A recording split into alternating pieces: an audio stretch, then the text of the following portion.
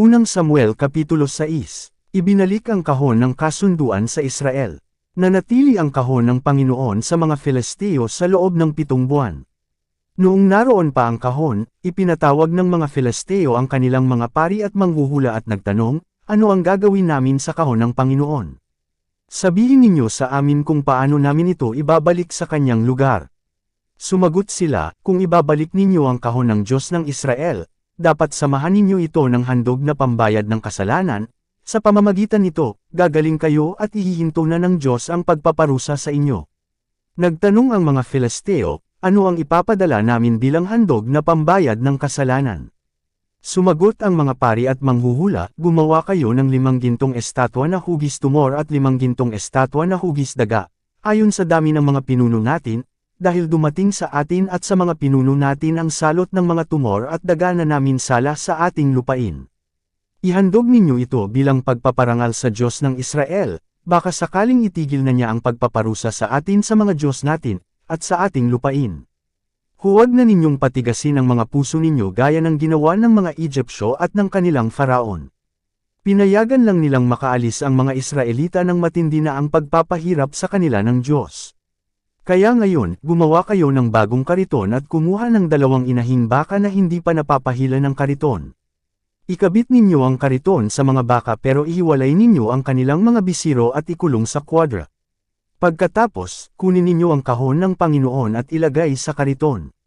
Ilagay din ninyo sa tabi nito ang isang kahon na may lamang mga gintong handog na mga tumor at daga na ipapadala ninyo bilang handog na pambayad ng kasalanan. Palakirin ninyo ang mga baka nang walang umaakay at pabayaan silang pumunta kahit saan. Pero tingnan ninyo kung saan sila pupunta. Kung lalakad sila paakyat sa Bet-Shemesh, na isa sa mga bayan ng mga Israelita, malalaman natin na ang Panginoon ang nagpadala ng matinding pinsalang ito sa atin.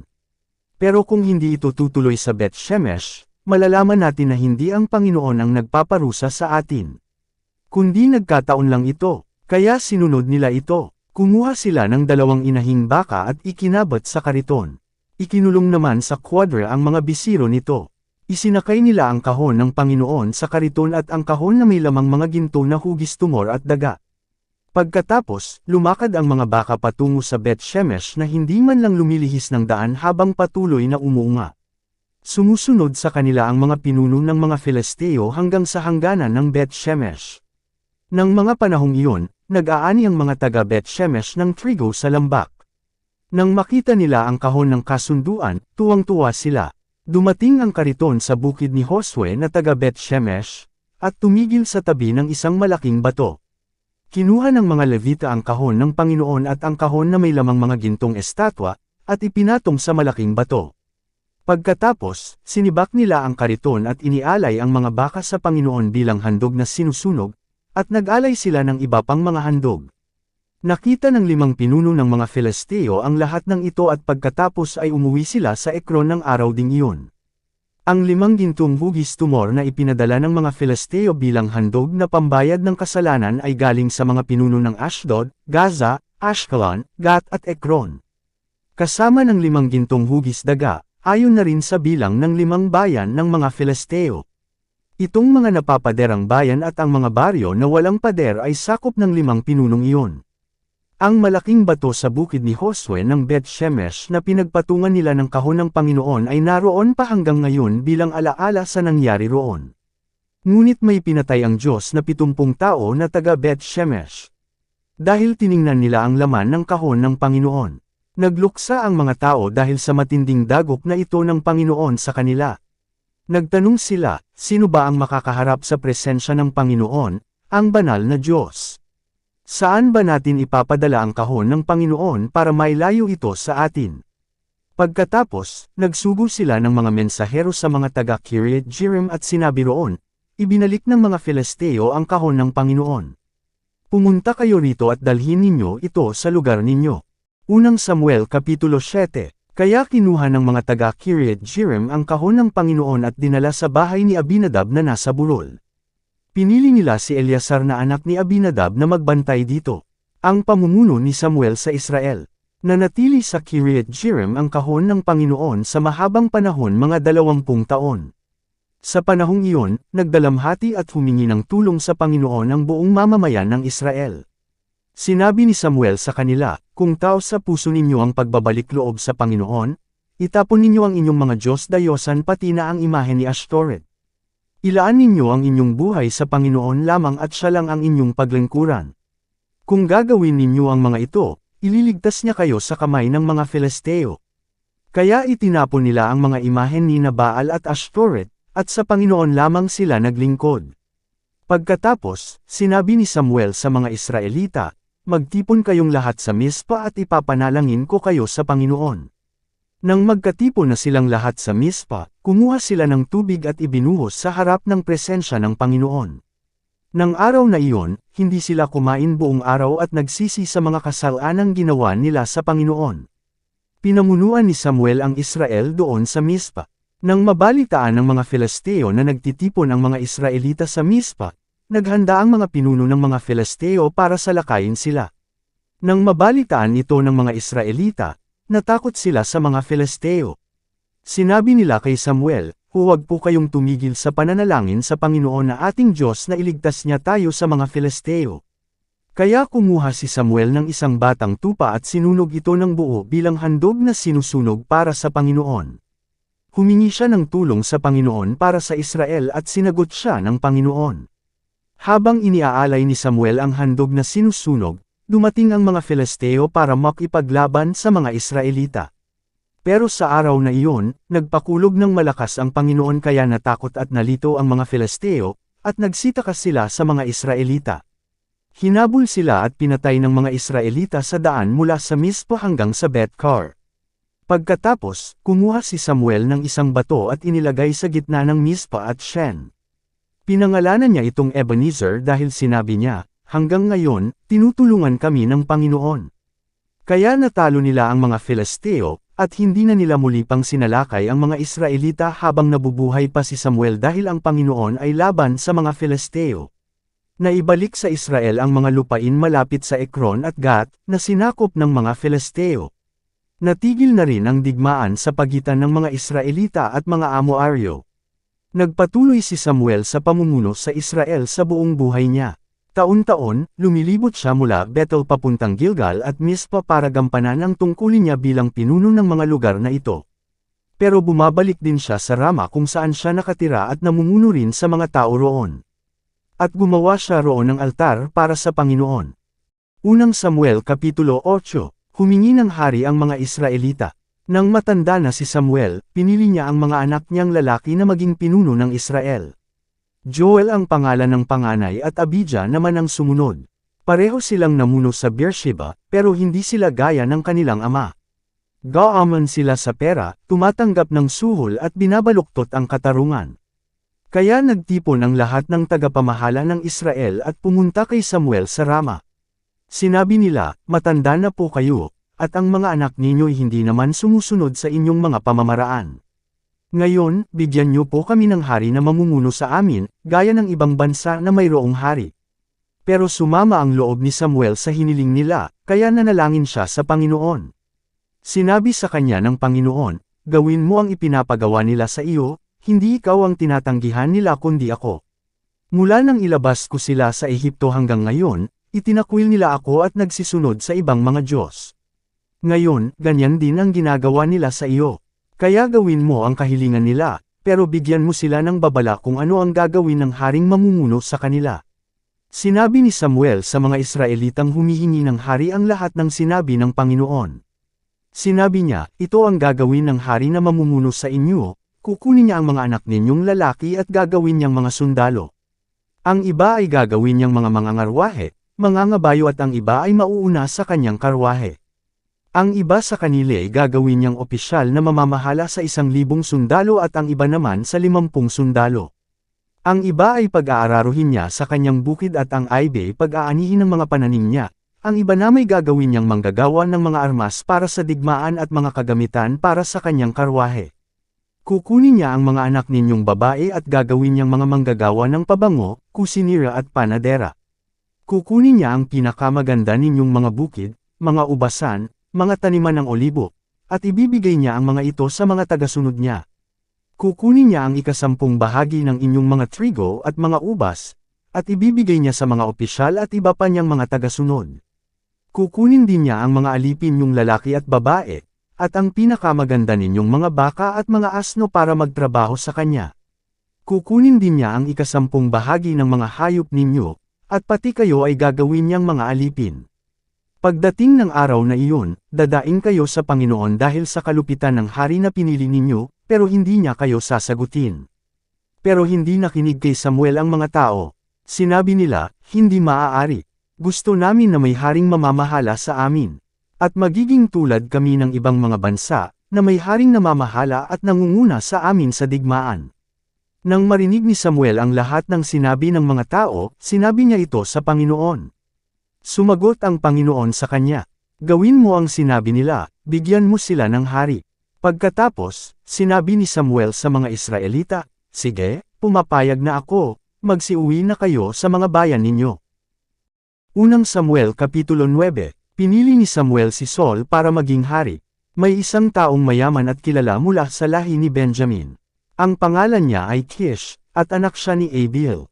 Si Abiel ay anak ni Zerer, si Zerer ay anak ni Bekorat, at si Bekorat ay anak ni Afia na mula sa lahi ni Benjamin. Si Kish ay may anak na ang pangalan ay Saul. Bata pa si Saul at siya ang pinakagwapo at pinakamatangkad na lalaki sa Israel. Isang araw, nawala ang mga asno ni Kish, kaya sinabi niya sa anak niyang si Saul, magsama ka ng isang utusan at hanapin ninyo ang mga asno. Kaya lumakad si Saul at ang utusan. Nakarating sila sa mga burol ng Ephraim hanggang sa lugar ng Shalisha, pero wala silang nakitang mga asno. Kaya tumuloy sila sa lugar ng Sholim hanggang sa mga lugar ng Benjamin pero hindi rin nila nakita ang mga asno doon. Nang makarating sila sa lugar ng Zuf, sinabi ni Saul sa kanyang utusan, umuwi na tayo. Baka lalong mag-alala sa atin ang aking ama kaysa sa mga asno. Pero sumagot ang utusan, sandali lang po, may isang lingkod ng Diyos na malapit lang dito. Iginagalang siya ng mga tao at nagkakatuto ang lahat ng kanyang sinasabi. Pumunta po tayo sa kanya at baka sakaling masabi niya sa atin kung saan makikita ang mga asno. Sinabi ni Saul sa utusan, kung pupunta tayo, ano ang ibibigay natin sa kanya? Wala na tayong natirang pagkain. Wala tayong maibibigay. Sumagot ang utusan, mayroon pa po akong isang pirasong pilak. Ibibigay ko po ito sa lingkod ng Diyos para sabihin niya sa atin kung saan natin makikita ang mga asno. Mabuti, ang sabi ni Saul. Halika na, pumunta na tayo sa manghuhula. Noon sa Israel, kung may taong gustong makatanggap ng mensahe galing sa Diyos sinasabi niya, halika, pumunta tayo sa manghuhula, dahil ang mga tinatawag na propeta ngayon ay tinatawag na manghuhula noon. Pumunta si Saul at ang utusan sa bayan kung saan naroon ang propeta ng Diyos. Habang tinatahak nila ang daang paakyat sa burol ng bayan, nakasalubong nila ang mga dalagang palabas para umigib. Nagtanong sila sa mga dalaga, nandito ba ngayon ang manghuhula? Sumagot sila, oo, nandyan siya. Nauna lang ng kaunti sa inyo. Kara-rating lang niya sa bayan namin para pangunahan ang mga tao sa paghahandog doon sa sambihan sa mataas na lugar. Dal-iyan ninyo, habulin ninyo siya bago siya umakyat sa sambihan sa mataas na lugar para roon kumain. Hindi kakain ang mga taong inimbito kung hindi pa siya dumarating, dahil kailangang basbasan muna niya ang mga handog. Kaya umakyat na kayo dahil maaabutan ninyo siya habang may araw pa. Kaya umakyat sila sa bayan, at habang papasok sila, nakita nila si Samuel na dumarating na kasalubong nila papunta sa sambihan sa mataas na lugar. Isang araw bago dumating si Saul, sinabi na ng Panginoon kay Samuel, bukas sa ganito ring oras, papupuntahin ko sa iyo ang isang tao na galing sa lugar ng Benjamin. Pairan mo ng langis ang kanyang ulo bilang tanda na siya ang pinili kong magiging pinuno ng mga mamamayan kong Israelita. Ililigtas niya ang aking mga mamamayan sa kamay ng mga Filisteo dahil nakita ko ang paghihirap nila at narinig ko ang paghingi nila ng tulong. Nang makita ni Samuel si Saul, nagsalita ang Panginoon kay Samuel, siya ang taong sinasabi ko sa iyo. Pamumunuan niya ang aking bayan. Lumapit si Saul kay Samuel sa may daang papasok ng bayan at nagtanong, saan ba rito ang bahay ng manghuhula? Sumagot si Samuel, ako ang manghuhula. Mauna kayo sa akin sa pagpunta sa sambihan sa mataas na lugar dahil sa araw na ito, kakain kayong kasama ko. Bukas ng umaga, sasabihin ko sa iyo ang gusto mong malaman at pagkatapos ay lumakad na kayo. Tungkol sa mga asnong 3 araw nang nawawala, huwag ka nang mag-alala pa dahil nakita na sila. At ngayon, sinasabi ko sa iyo na ikaw at ang sambahayan ng iyong amaang inaasahan ng mga Israelita. Sumagot si Saul, pero galing lang po ako sa lahi ni Benjamin, ang pinakamaliit na lahi ng Israel, at ang sambahayan namin ang pinakamababa sa aming lahi. Bakit po ninyo sinasabi sa akin iyan? Nang makarating na sila sa sambahan sa mataas na lugar, dinala ni Samuel si Saul at ang kanyang utusan sa malaking kwarto kung saan nakaupo ang 30 tao na inimbita. Pagkatapos, pinaupo niya si Saul at ang kanyang utusan sa upuan para sa pangunahing bisita. Sinabi ni Samuel sa tagapagluto, dalhin mo rito ang karneng ipinatabi ko sa iyo. Kaya kinuha ng tagapagluto ang hita at inilagay sa harapan ni Saul. Sinabi ni Samuel kay Saul, kainin mo, itinabi ko talaga iyan bago ko inimbitahan ang mga taong ito para sa ganitong mahalagang okasyon. Kaya kumain si Saul kasama si Samuel ng araw na iyon. Pagbalik nila sa bayan galing sa sambahan sa mataas na lugar, ipinaghanda siya ni Samuel ng matutulugan doon sa patag na bubong ng kanyang bahay, at doon natulog si Saul. Kinaumagahan, tinawag ni Samuel si Saul kung saan siya natulog, bangon na. Maghanda ka na, dahil pauuwiin na kita. Nang makapaghanda na si Saul, sabay silang lumabas ng bahay ni Samuel. Nang palabas na sila ng bayan, sinabi ni Samuel kay Saul, paunahin mo ang utusan mo, may sasabihin lang ako sa iyo mula sa Diyos. Kaya nauna ang utusan. Unang Samuel Kapitulo 10. Pagkatapos, kumuha si Samuel ng lalagyan ng langis at ibinuhos ang langis sa ulo ni Saul. Hinagka niya si Saul at sinabi, ang Panginoon ang pumili sa iyo na mamuno sa kanyang bayan. Pag-alis mo ngayon, may makakasalubong kang 2 tao malapit sa libingan ni Rachel sa Zelza, sa hangganan ng Benjamin. Sasabihin nila sa iyo, nakita na ang mga asnong hinahanap ninyo. At ngayon, hindi na ang mga asno ang inaalala ng iyong ama kundi kayo na. Patuloy niyang itinatanong, ano ang gagawin ko para makita ko ang aking anak? Pagdating mo sa malaking puno ng Tabor, may makakasalubong kang 3 tao na pupunta sa Bethel para sumamba sa Diyos. Ang isa sa kanila ay may dalang 3 batang kambing, ang isa ay may dalang 3 tinapay at ang isa naman ay may dalang katas ng ubas na nakalagay sa balat na sisidlan. Babatiin ka nila at aalukon ng 2 tinapay na tatanggapin mo naman. Pagdating mo sa bundok ng Diyos sa Gibi, kung saan may kampo ng mga Filisteo, may makakasalubong kang grupo ng mga propeta pababa galing sa sambahan sa mataas na lugar. Tumutugtog sila ng lira, tamburin, flauta at alpa, at nagpapahayag ng mensahe ng Diyos. At sa iyo ang Espiritu ng Panginoon at magpapahayag ka ng mensahe ng Diyos kasama nila, at mababago na ang pagkatao mo. Kapag nangyari na ang mga bagay na ito, gawin mo kung ano ang mabuti dahil kasama mo ang Diyos. Mauna ka na sa akin sa Gilgal. Susunod ako para maghain ng mga handog na sinusunog at mga handog para sa mabuting relasyon. Pero hintayin mo ako sa loob ng 7 araw hanggang sa dumating ako, at pagkatapos ay sasabihin ko sa iyo kung ano ang gagawin mo. Ginawang hari si Saul. Nang maghiwalay sila ni Samuel, binago ng Diyos ang buhay ni Saul, at ang lahat ng sinabi sa kanya ni Samuel ay nangyari ng araw na iyon. Pagdating ni Saul at ng kanyang utusan sa Gibi, sinalubong siya ng mga propeta. Napuspos siya ng Espiritu ng Diyos at nagpahayag din siya ng mensahe ng Diyos kasama ng mga propetang iyon. Nang makita siya ng mga nakakakilala sa kanya na nagpapahayag ng mensahe ng Diyos kasama ng mga propeta, tinanong nila ang isa't isa, propeta na rin ba si Saul? Paano naging propeta ang anak ni Kish? Sumagot ang isang taga roon, hindi na mahalaga kung sino ang kanyang ama, kahit sino ay pwedeng maging propeta. Dito nagsimula ang kasabihang, propeta na rin ba si Saul? Pagkatapos magpahayag ng mensahe ng Diyos, pumunta si Saul sa sambahan sa mataas na lugar. Nagtanong ang tiyuhin ni Saul sa kanya at sa kanyang utusan, saan kayo nanggaling?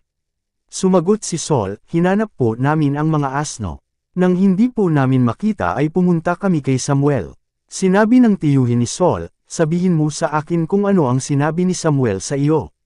Sumagot si Saul, sinabi niyang nakita na ang mga asno. Pero hindi niya sinabi sa tiyuhin niya ang sinabi ni Samuel tungkol sa kanyang pagiging hari.